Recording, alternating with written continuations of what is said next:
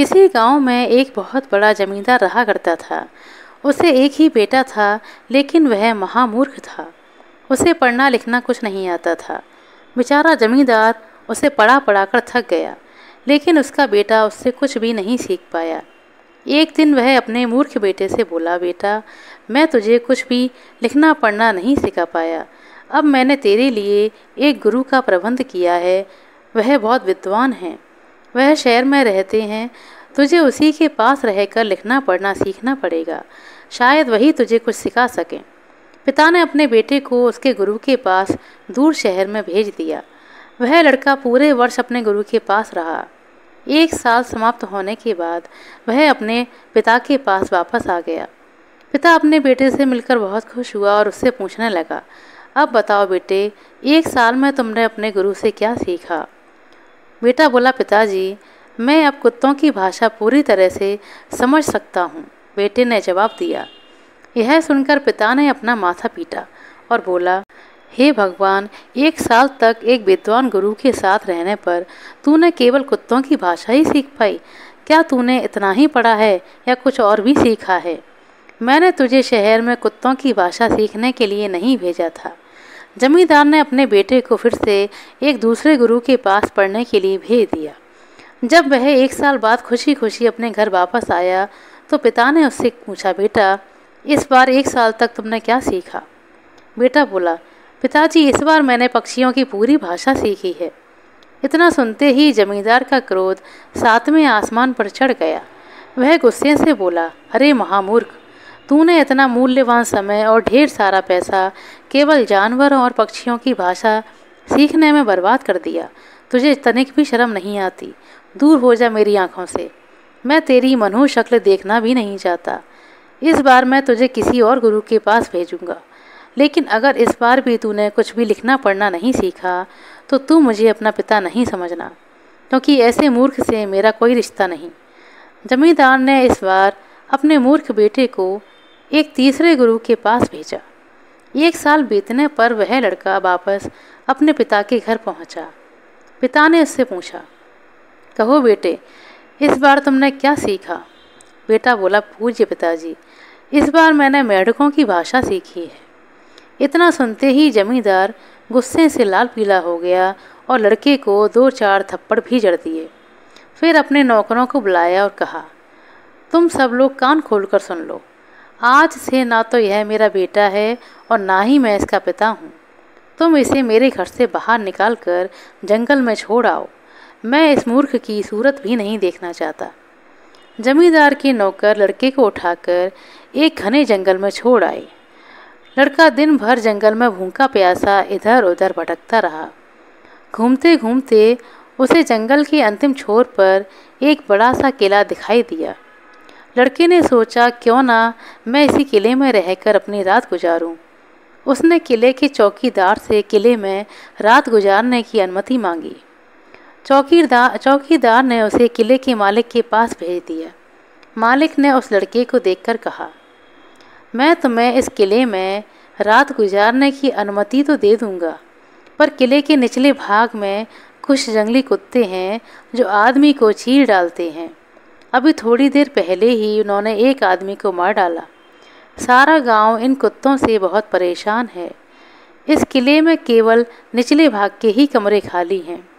क्या तुम यह जानकर भी इस किले में रात गुजार सकोगे? लड़का यह सब सुनकर बिल्कुल भी नहीं डरा, क्योंकि वह तो कुत्तों की भाषा बहुत अच्छी तरह जानता था। वह किले के मालिक से बोला, ठीक है, आप मुझे उन भयानक कुत्तों के साथ रात बिताने की अनुमति दें, पर पहले मुझे उन कुत्तों को कुछ खिलाने के लिए दे दें, ताकि कुत्ते झटपट मुझ पर झपटे नहीं।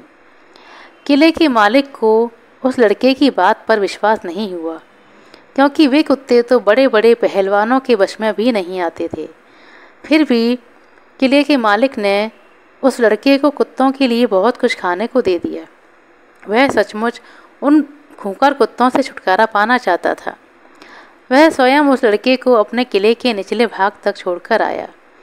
जब वह मूर्ख लड़का कुत्तों के कमरे में घुसा तो उसमें से कोई नहीं भौंका, बल्कि बड़े प्यार से उसके सामने पूंछ हिलाने लगी।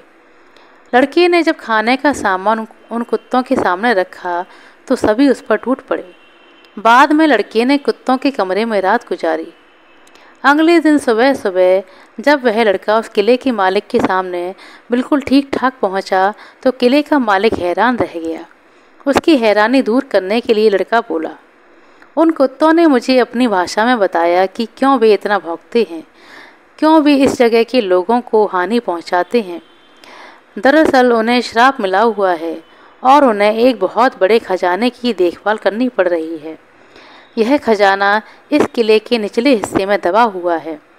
उन सबको तब तक शांति नहीं मिलेगी जब तक यह खजाना वहाँ से उठा नहीं लिया जाएगा। किले के मालिक को उस लड़के की बात पर विश्वास नहीं हुआ कि इतने भयानक कुत्ते ऐसा कर सकते हैं। वह बोला, ठीक है, मैं तुम्हारी बातों पर तभी विश्वास करूँगा जब तुम वह खजाना खुद ऊपर उठाकर लेकर आओगे। वह लड़का फिर से किले के निचले भाग में गया और कमरे के फर्श के नीचे से एक बड़ी सी पेटी उठाकर लेकर आया। वह पेटी बहुमूल्य हीरे जवाहरात से भरी हुई थी। किले का मालिक इतना सारा खजाना देखकर बहुत खुश हुआ और उस मूर्ख लड़के को अपना बेटा बना लिया। खजाना निकालने के बाद से कुत्तों का भौंकना भी बंद हो गया। तब पूरे गांव ने शांति की सांस ली। कुछ समय के बाद उस किले में रहकर उस लड़के ने दूसरे राज्य में जाने की सोची, क्योंकि वह वहां रहकर थक चुका था। जाते समय रास्ते में एक बड़ा सा नाला आया।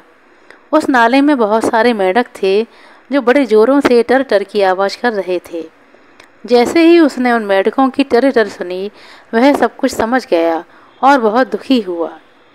कुछ दिनों के बाद में जब वह वहाँ पहुँचा तो उसे मालूम हुआ कि राजा का देहांत हो गया है और वहाँ के सारे लोगों में अशांति फैली हुई है कि राजा के पद के लिए किसे चुना जाए। उस राज्य के सभी लोग इस बात पर एकमत थे कि वह उसी को राजा बनाएंगे जो राज दरबार में सुबह सुबह सबसे पहले अंदर आएगा। जमींदार का लड़का यह जानने के लिए सुबह सुबह राज दरबार पहुंचा कि उसने मेंढकों से जो सुना था वह कहाँ तक सही है। वह जैसे ही राजमहल का फाटक खोलकर अंदर गया तो राज दरबार में सभी लोगों ने उसे घेर लिया। मंत्री ने उस लड़के से पूछा, क्या वह राजा बनना पसंद करेगा? लड़का सोच में पड़ गया कि इतने बड़े पद के लायक तो वह है नहीं। उस लड़के को चुप देखकर महल में उपस्थित दरबारियों में से एक ने कहा, यह शायद तुम पर ईश्वर की कृपा है, उसी ने तुम्हें यहाँ पर भेजा है। हमारे सबके निर्णय के अनुसार तुम ही राजा बनने के लायक हो। लड़का उन सब की बातें सुनकर गहरी सोच में पड़ गया, पर तभी उसे महल के दीवार के ऊपर बैठे दो कबूतरों की बातें सुनाई दी, जो आपस में कह रहे थे कि इस लड़के को यह पद ग्रहण कर लेना चाहिए, क्योंकि यही ईश्वर की इच्छा है। लड़के ने कबूतरों की बात सुनते ही इस पद के लिए हाँ कर दी। राजा की गद्दी संभालने के बाद वही दो कबूतर उस लड़के का मार्गदर्शन करने लगे और वह कुछ ही दिनों के बाद में सबसे अच्छा राजा बन गया। सभी लोग उसका सम्मान करने लगे, यहाँ तक कि उसका अपना पिता भी, जिसने उसे घर से निकाल दिया था। इस तरह एक महामूर्ख बन गया ज्ञानी। आशा करते हैं दोस्तों आपको हमारे द्वारा सुनाई गई छोटी सी कहानी अच्छी लगी होगी। कहानी पसंद आई हो तो कृपया लाइक कर दें, शेयर कर दें। चैनल पर नए हैं तो सब्सक्राइब कर लें। अपना कीमती समय देने के लिए बहुत बहुत धन्यवाद। मिलते हैं अगले वीडियो में, तब तक के लिए नमस्कार।